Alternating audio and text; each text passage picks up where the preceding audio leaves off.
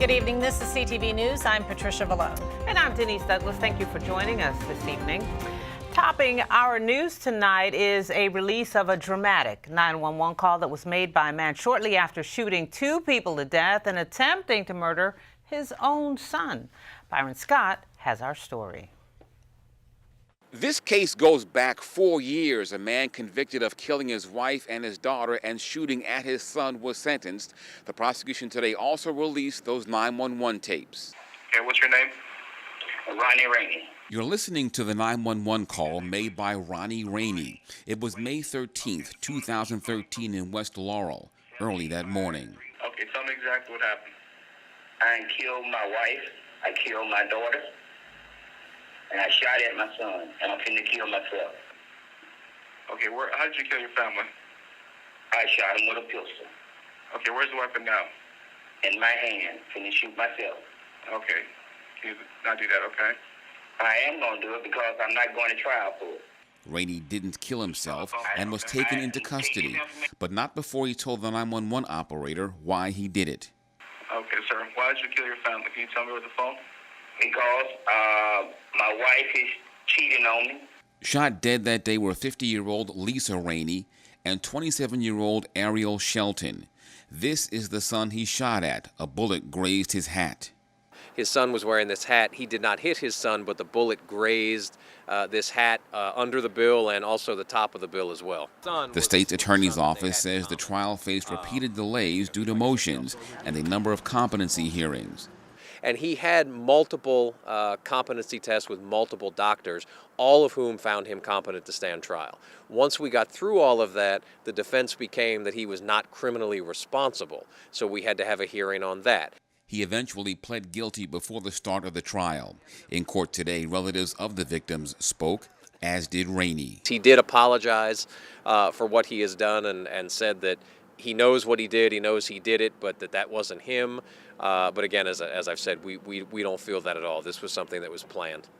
Rainey was sentenced to life behind bars. In Upper Marlboro, Byron Scott, CTV News. And in other news, many are honoring military members this week for their service and sacrifice as Veterans Day approaches. Reporter Karen Campbell attended a ceremony at the World War II Memorial in Washington that honored more than 1,000 who died. At the National World War II Memorial in Washington, D.C., many are paying tribute to veterans. It took a long time for us to be successful. It's a ceremony honoring the 75th anniversary of Operation Torch, the battle in French North Africa.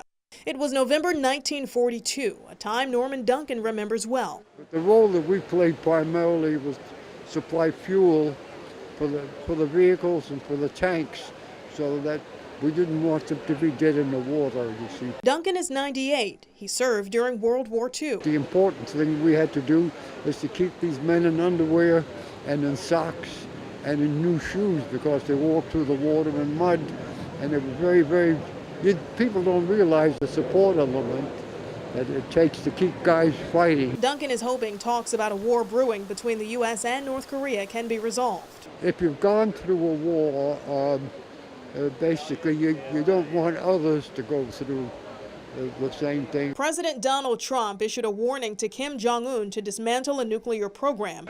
I still think that we have to sort of wait to the last minute before we throw the bricks at him, throw the bombs at him.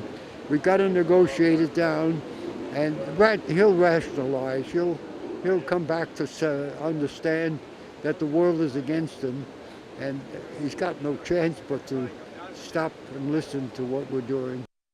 Norman Duncan says he still manages to help his fellow military members from time to time, and he hopes that he can be around next year for another celebration here at the World War II Memorial in Washington. Karen Campbell, CTV News.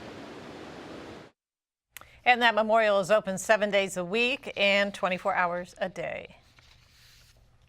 Well, attorneys general from 24 states, including Maryland, stop a phony charity claiming to help veterans programs. For nearly 3 years, investigators say WWII, which also used the name Veterans Now, used a deceptive marketing scheme. Now, the company reported raising nearly $2 million. Less than 5% went to its charitable programs. A settlement against WWII requires remaining funds to go toward national vet charities. If you think you may have been a victim, call 1-800-825-4510. In political news, as you know, Tuesday was Election Day in 3 county municipalities. In Greenbelt, voters decided to allow 16-year-olds to vote in future local elections. And on the city council, Colin Byrd will be joining 6 incumbents. In College Park, Mayor Patrick Woyan beat back 3 challengers, but 3 new people will join 4 incumbents on the city council. And on the Laurel City Council, Carl DeWalt and Keith Sidnor will join incumbents Frederick Smalls, Valerie Nicholas, and at-large member Michael Lees, who were all re-elected, or those guys re-elected. Well, more Marylanders are signing up this year for plans created under the Affordable Care Act. The law was created to offer health insurance to people who don't get it through their employers. According to the Baltimore Sun, more than 10,000 people have signed up for the Maryland Health Exchange, double the number from last year. President Trump declared Obamacare a disaster and cut advertisement dollars this year, but people have continued to enroll in the program. Republican lawmakers have no plan to appeal or replace the ACA at this time.